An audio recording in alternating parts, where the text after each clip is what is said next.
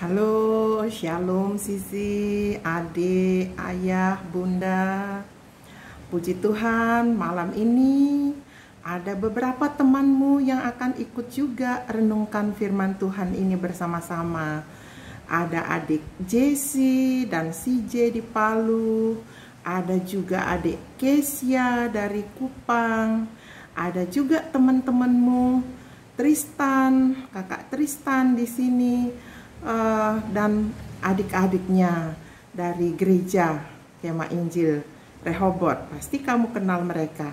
Mungkin ada teman-temanmu yang lain juga akan ikut. Boleh ya? Boleh dong. Ya, Sisi menjadi berkat bagi mereka. Nah, malam ini Oma lanjutkan cerita kita. Judulnya Manusia Gagal Taat pada Allah dan Memilih Taat pada Iblis. Nah, itu dari Kejadian pasal 3. Masih ingat ketika Allah menciptakan Adam dan menempatkan dia di Taman Eden? Ada 3 tugasnya. Yang pertama, dia harus merawat taman. Yang kedua, dia harus kasih nama kepada binatang-binatang yang dibentuk Tuhan dari tanah dan segala binatang hutan dan burung di udara. Itu dari Kejadian 2 ayat 19 sampai 20. Karena Allah mau tahu apakah Adam dapat pasangan nggak dari situ. Ternyata tidak. Nah, baru Allah kemudian menciptakan Hawa dari tulang rusuk. Tugas yang ketiga ialah Allah melarang Adam untuk memakan buah dari pohon pengetahuan tentang yang baik dan yang jahat. Semua yang lain boleh, tapi satu pohon itu buahnya nggak boleh dimakan, ya. Jadi 3. Nah, rupanya sesudah Allah menciptakan manusia itu, langit dan bumi dan segala isinya, di sorga terjadilah pemberontakan. Siapa yang memberontak ya? Malaikat. Malaikat yang dekat dengan Allah. Namanya Lucifer.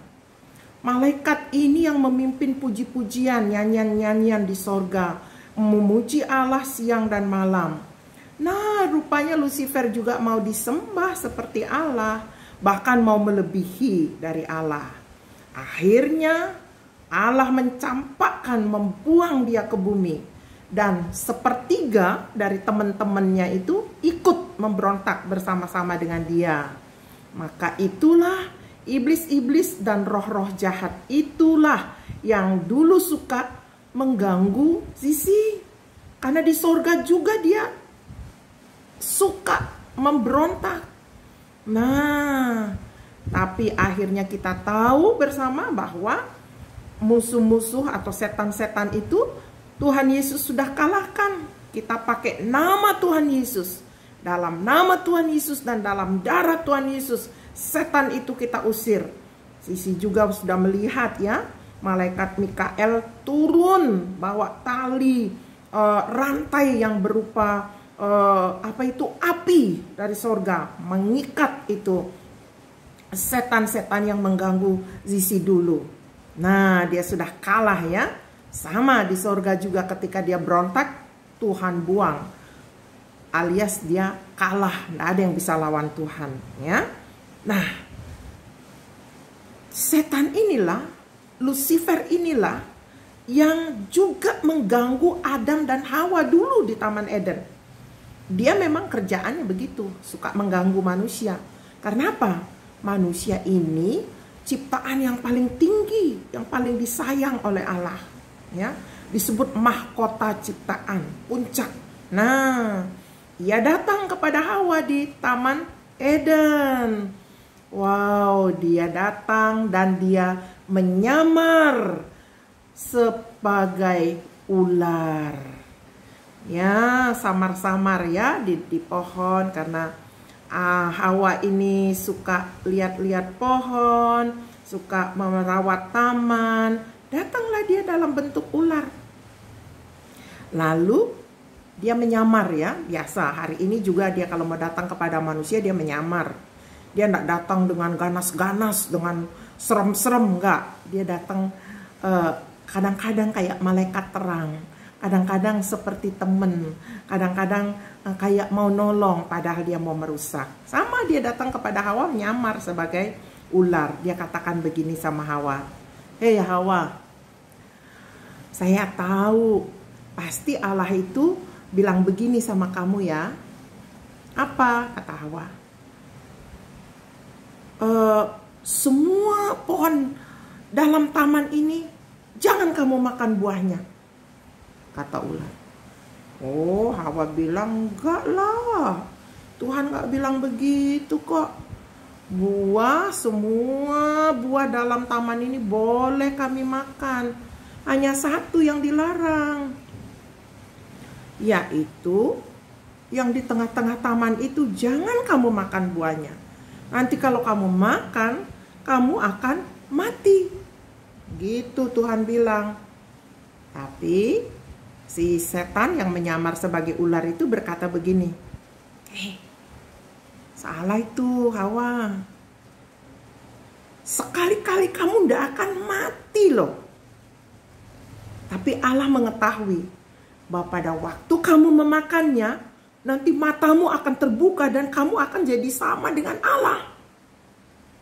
Tahu tentang yang baik dan yang jahat." Wah, setan bohong nih. Ya. Dia iming-imingin Hawa. Dia katakan, "Enggak, kalau kamu makan itu, Allah kan tahu. Nanti kamu jadi sama dengan Allah. Makanya Allah enggak kasih kamu makan itu. Karena Allah enggak mau disaingi." Ya, benar juga. Allah enggak mau disaingi. Tapi bukan itu maksudnya melarang itu. Justru waktu Hawa makan, nanti Hawa akan mati. Hawa akan gagal. Setan tipu Hawa, ya. Ya, dia bilang, "Coba Hawa, kalau kamu makan, kamu nanti jadi sama dengan Allah." Wah, Adam juga dengar loh percakapannya itu. Omong-omongannya setan sama Hawa didengar itu. Tapi Adam nggak komentar. Dia diam-diam aja, ya. Diam-diam aja, dia nggak komen apa-apa. Tapi Hawa terus menyimak. Terus dia lihat pohon itu, benar nggak Allah sembunyikan sesuatu? Benar nggak Allah bohongin saya? Allah yang benar atau setan yang benar?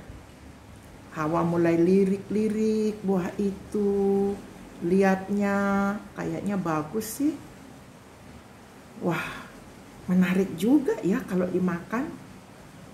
Kata setan, itu akan beri pengertian, nanti mataku terbuka, tahu yang jahat dan yang baik, dan jadi sama dengan Allah. Waktu Allah larang, dia katakan itu pohon pengetahuan baik dan jahat. Nanti kalau kamu makan, kamu akan putus hubungan dengan saya. Mana yang benar ya? Kayaknya setan yang benar deh. Akhirnya Hawa ambil buah itu. Dia percaya perkataannya setan lebih daripada perkataannya Allah. Nah, akhirnya dia juga makan dan kasih juga kepada suaminya, Adam. Adam pun ikut memakan. Akhirnya dua-dua gagal. Dua-dua matanya terbuka. Tidak jadi seperti Allah, tapi apa? Telanjang. Mereka dua telanjang. Mereka jadi malu. Sisi, lihat di sini. Sama Jesse, lihat di sini. Allah yang benar atau setan yang benar? Allah bilang waktu kamu makan, kamu akan putus hubungan dengan saya. Kamu akan jadi malu. Kamu akan telanjang. Iblis bilang apa? Kalau kamu makan, kamu jadi seperti Allah. Jadi seperti Allah nggak mereka? Nggak.